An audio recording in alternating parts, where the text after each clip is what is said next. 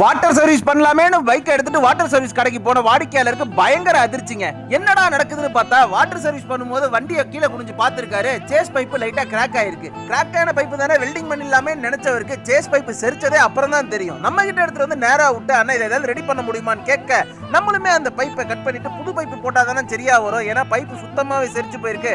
என்னதான் நம்ம பீஸை போட்டு வெல்டு அடிச்சாலும் அதுக்கு அடுத்து விட்டுக்கிட்டே இருக்கும் அப்படின்னு பைப்பை மாத்த போறோம். இந்த மாதிரி சேஸ் பைப்பை வேலை செய்யும் போது நீங்க முக்கியமா கவனிக்க வேண்டிய விஷயம் ரேடியஸ்.